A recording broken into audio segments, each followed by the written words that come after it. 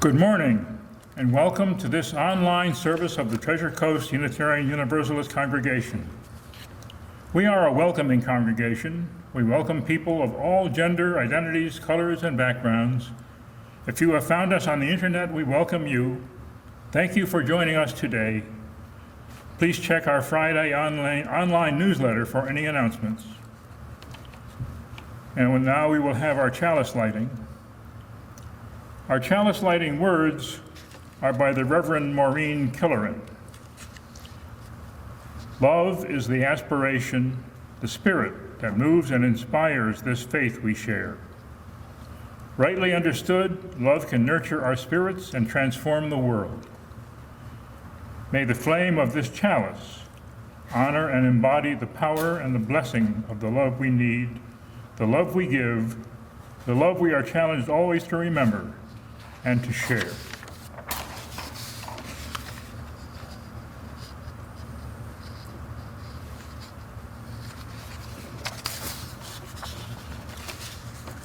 Let us now repeat our affirmation.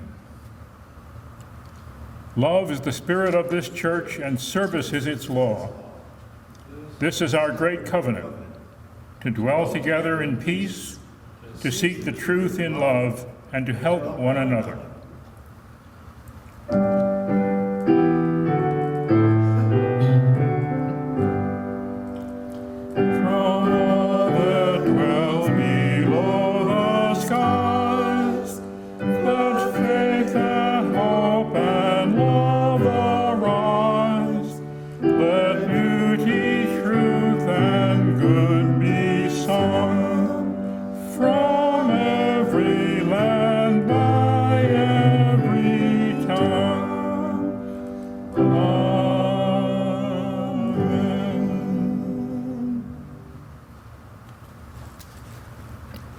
During this period when we are not able to gather in our accustomed way, it is easy to forget that this congregation still needs our support. Please do send in your contribution or pledge payment to the church office. And now we will have a short period of meditation, first in words, then in silence, then in song. Please open your spirit to this period of meditation. The words are by the Reverend Carol Meyer. May we open ourselves ever more fully to that eternal mystery which lures us onward toward life and creativity. May we find the courage to live our faith, to speak our truth, to strive together for a world where freedom abounds and justice truly rolls down like the water. May we know the fullness of love without fear and the serenity of peace without turmoil. May we hold one another in the deep and tender places with compassion. May we grace one another by sharing our own vulnerabilities, being ever mindful of the divinity within that makes soulmates of us all. And let us now have a moment of silence, followed by singing the Spirit of Life.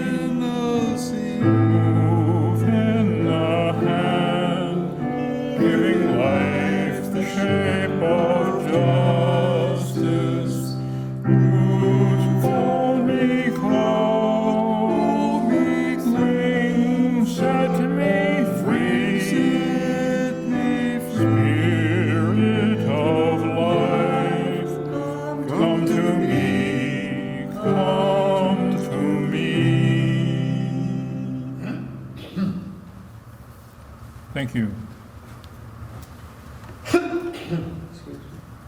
Dr. William Falk has been a member of this church since 2013. He's a past president of the board of directors. He's been a UU for 45 years. Prior to retiring to Stewart, he was professor of sociology at the University of Maryland and served as chair of the department for 17 years, and also served for 3 years as acting chair of the African American Studies Department.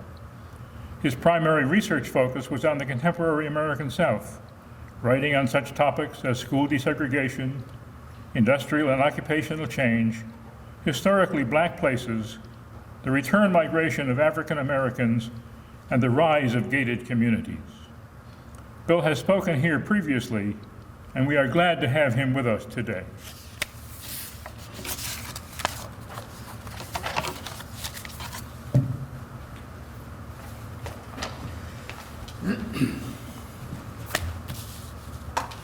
Thank you, Dave. I was going to start my talk today by saying it's good to see so many of you here on a day celebrating mothers. Alas, I can't. You aren't here, at least not physically. In a world of being existentially virtual, we will have to settle for my speaking to you electronically, but feeling a connection nonetheless. And regardless, it's still Mother's Day. Mother's Day has had an interesting history. In America, it was only with the appearance of a leisure class, as the famous sociologist Thorstein Veblen called it, that anyone took time to celebrate what had theretofore been almost entirely taken for granted. In an agrarian society, mothers not only bore the children and were the primary nurturers of them, but they also did all the housework and worked in the fields as well. They were multitasking long before that term was used. But with the Industrial Revolution and the migration of millions of people off farms and into cities, Mother's Day was born. In 1914, Woodrow Wilson designated it as a national holiday. By the early 1920s, Hallmark started selling cards to recognize the special day, and cards were soon accompanied by flowers, gifts, and special meals, notably breakfast in bed. The National Retail Federation reports that Mother's Day has grown significantly in recent years as a holiday. It trails only Christmas and Valentine's Day in importance to retailers, generating in 2018 an estimated $25 billion. No matter what we may think of the commercial aspect of the day, there is no question that in contemporary society, mothers are highly valued. Admittedly, not equally by everyone and with varying degrees over time, but their importance is sacrosanct. All one needs to think about is the absence of a mother, or even someone not biologically related but serving in a mothering role, such as happens in foster homes. To some degree, what mothers represent is love in its purest and most heartfelt form, something given to another with no stated expectation of reciprocity. It is hard to imagine any mother saying to her child that, "I will only be loving toward you if you treat me the same way." Young children are almost entirely takers, not givers. The parent of young children knows only too well that no child is likely to stop and say, "Thanks for loving me, Mom." At least historically, that was true. But now, well, in the balance of time this morning, I will ponder this, thinking aloud about how our sense of love is anchored in a social historical context, and never more so than now in the age of the coronavirus. We have the capacity to love many things with varying degrees of intensity. It is social interaction that fosters and sustains the relationships which become loving. Almost universally, people love their mothers. In America and now all over the globe, in virtually all developed countries, there is a special day to recognize mothers. This is an intimate, personal kind of love. It is unusually unique because, at least biologically, you will only have one mother. Excuse me. But with divorce, adoptions, and same-sex relationships, to include marriage, millions of people have more than one mother. And no matter what form their relationship to this person or persons takes, there is a special depth to the love that is experienced.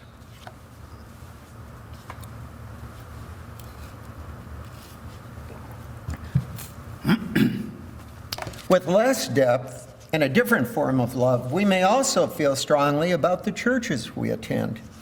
Here, too, the key building block is based on social interaction. While there is no Churches Day, their importance in our lives is easily noted by how they are used for some of life's most important occasions, especially celebrating births, weddings, and deaths. Their importance may also be seen in how we choose to attend them, participate in their social activities, and financially support them. But does this sometimes equate to love? I will explore this shortly. As I do this, I'm going to try to be mindful of the counsel of two famous Unitarians, Thoreau and Emerson, each of whom had some interesting things to say about church and the minister. Thoreau said, "The church is a sort of hospital for men's souls and as full of quackery as the hospital for their bodies." Not to be outdone, Emerson said, "I like the silent church before the service begins better than any preaching." So, what to do? I was asked to give a sermon. Must I avoid quackery and let you revel in silence? No, instead I'm going to follow Emerson's admonition for young ministers. I quote, "The true preacher can be known by this, that he deals out to the people his life passed through the fire of thought." The fire of thought I want to talk to you about today focuses on love and place. This reflects my professional training and the writing I've done during much of my career as a sociologist. It reflects my ongoing interest in how places are much, much more than physical things, that to a very large extent, we can only understand any place in a social context. It is social relations and the ways in which we share common interpretations of things that yields an important sense of place. If you will, we create, foster, and sustain a sense of what some place is. We produce and reproduce a sense of place. In doing this, it becomes our place. We give it meaning. We create it, and then in a way, it acts back upon us. It takes on a reality of its own. This is true for our families, created and sustained over time by thousands of daily interactions, but also other institutions. Church is an especially good example of this. Church is the place people sometimes seek sanctuary, perhaps from political persecution, but most often from the burdens of everyday life. Being in such a place often fosters a kind of transcendent experience, an ability to think quietly, contemplatively, to get, as some psychologists might put it, in touch with your inner self. Putting yourself into a context where some of the most important values and beliefs you hold dear are both challenged and affirmed. This is Emerson's silent church, a quiet place for contemplation. Whether silent or not, church is a kind of time out from everyday life. You are here in times of sorrow, but also times of joy. Why? There is a kind of solace that seems more likely in this place, as in any church. Whether you believe in God or do not, whether you like everyone equally or not, whether you support one political party or another, whether rich or poor, black or white, young or old, gay or straight, whether you believe strongly in the principles of the UU covenant or not, whether you like the order of service or not, there is one thing above all else that I believe you like. One thing that transcends the importance of our covenant, any music we sing, or anything the minister or anyone else says. This is a community of kindred souls. That, for many of us, I believe, is as important as any single thing that ever occurs here. This is a community of kindred souls. In our current socially isolated virtual existence, our church may be where we choose it to be. Indeed, knowing that my talk would be watched from afar and not in person has reminded me of someone I interviewed for a book I was doing one time.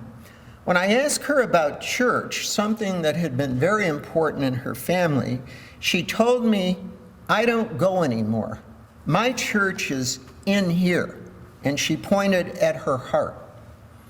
Like her, you don't need to be here physically to have a spiritual moment, even when watching this on your iPad or tablet or laptop or phone or smart TV.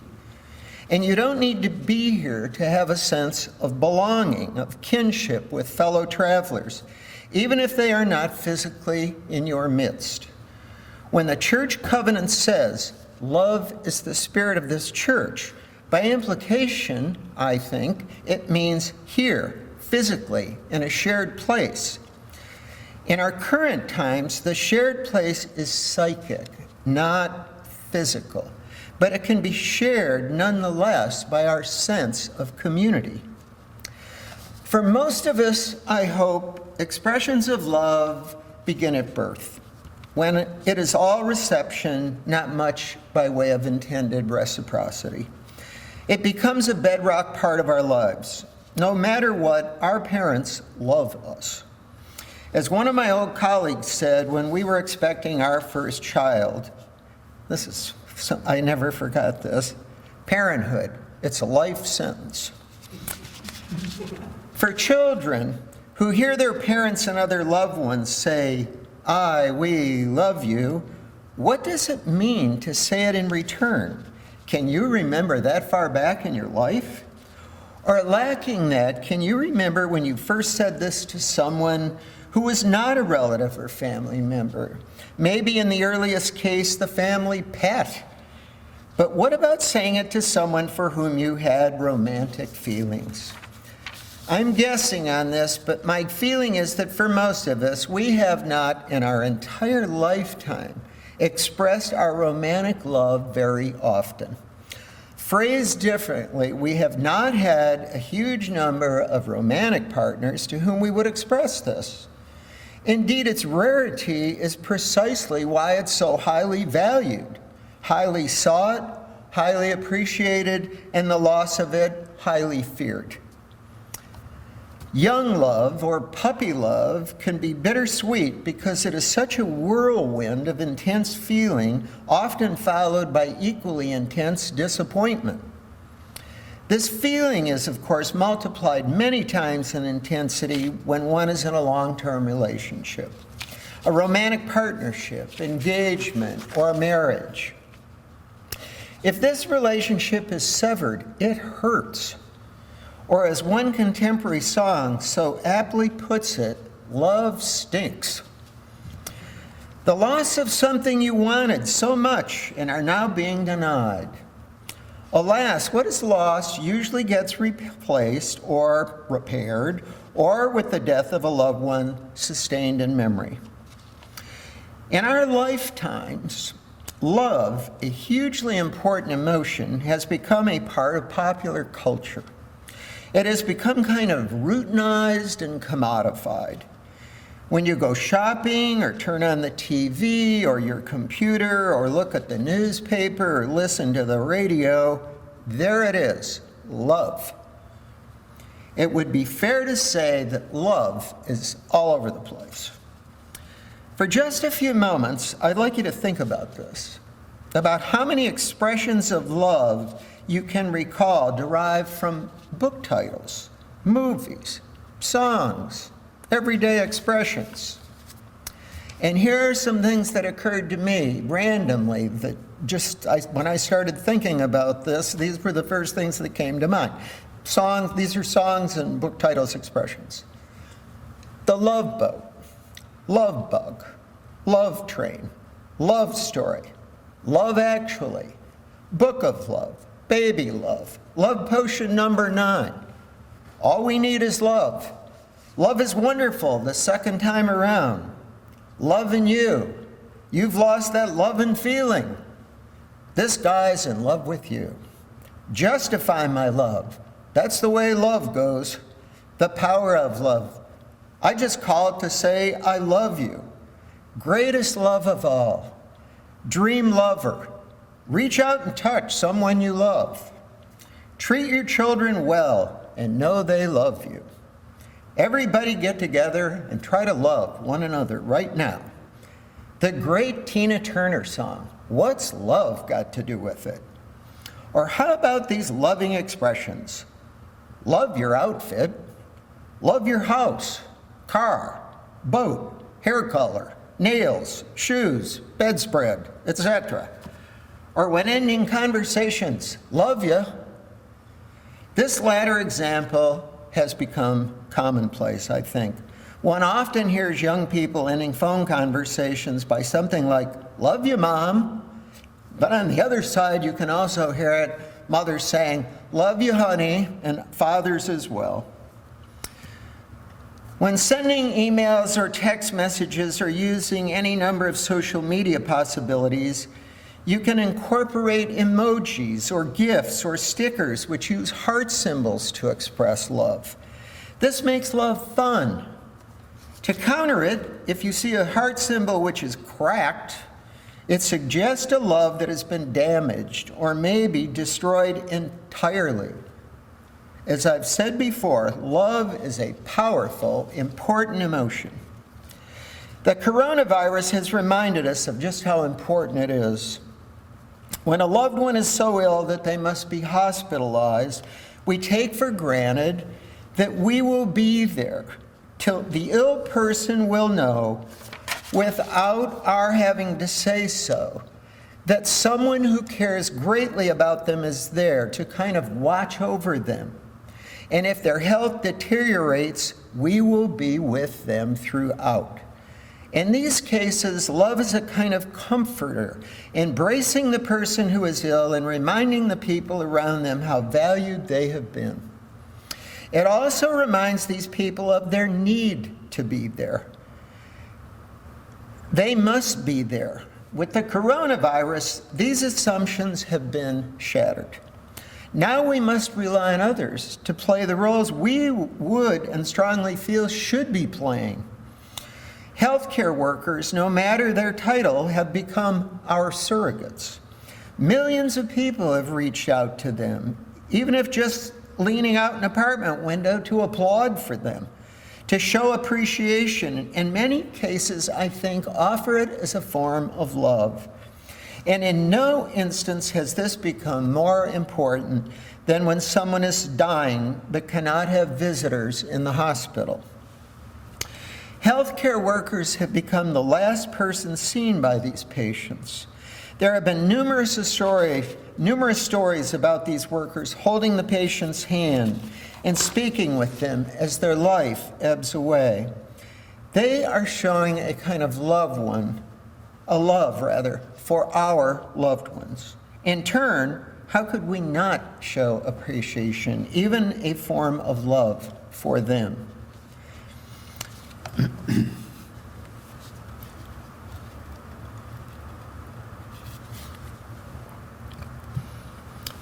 The Unitarian Universalist Association has some small cards that provide responses to the question, what do Unitarian Universalists believe?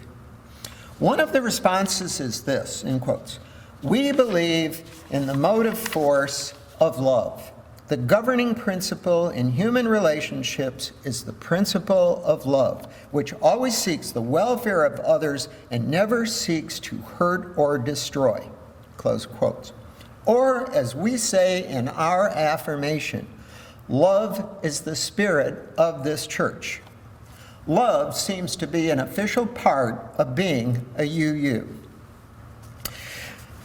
Excuse me. The love we feel as individuals is rooted not just in our individual interpersonal relationships, but rather in the larger social historical circumstances in which we find ourselves.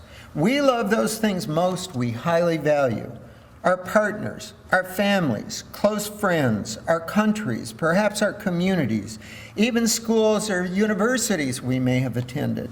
But I also believe that we love our churches. We love the people in them and what they and the place they inhabit mean to us. We love to be with people like us, who feel one hopes like us. The church is a family for us. Even if they never say it directly, they love us, even if we don't love one another equally. We love the opportunity to foster close relationships with kindred souls, and without question, we love some of these people. For most of us, I believe, we don't run around gushingly expressing our love for many things, even things about which we feel quite strongly. It is enough to know within one's head and heart that we have such feelings and value them greatly. And we value them respect to church because of the profound importance that church has as a place of spirituality, as a place where we find a sense of community among kindred souls. Our church was apparently so concerned about fostering this kind of environment that its spiritual aims are buttressed by a, in quotes, covenant of right relations, close quotes. These are goals for individual behavior. While the stated audience is those serving on the board of directors, this covenant finds its way onto the Sunday order of service and the weekly newsletter. The preamble states, in quotes, with the goal of building stronger relationships and a beloved community, ergo the place, my insertion, and one of the aims is to, in quotes, treat each other with loving kindness. So in this place, you are not only encouraged to explore your faith and innermost religious beliefs, but to do so with tolerance from others when differences occur, where loving kindness helps to support not only your spiritual quest, but also any role you may play in the church's organizational life. Love is a kind of cement that binds us together. Where things count the most, we talk about loved ones because they matter so much. They aren't just anyone, they are special. But is everyone that special? There is a commercial shown over and over during the news on all of the local TV stations. This is shown morning, noon, and night. In it, a woman's voice says, "I love those guys." Who is she talking about? A plumbing company. Well, if she can love them, certainly we can love our church. This is really a kind of self-love. We are the church is us. Without us, there is no church. Without the church, there is no us. At least not as a group of people consciously choosing to be here, whether physically or electronically, in this time and place, fostering a sense of togetherness, a sense of community. This place matters to us. It matters a lot. And love, it's the spirit of this church on Mother's Day and every day. All we need is love.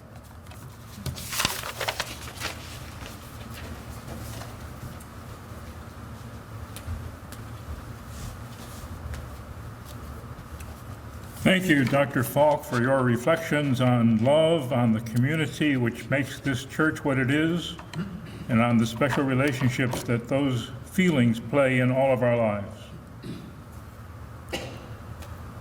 As a part of our concern with community, we will be trying out a new virtual coffee hour via Zoom. Details will appear in your News Weekly online. If you signed up for today's trial, please go to the Zoom link at noon. And tonight we will have a postlude which reflects some of our feelings.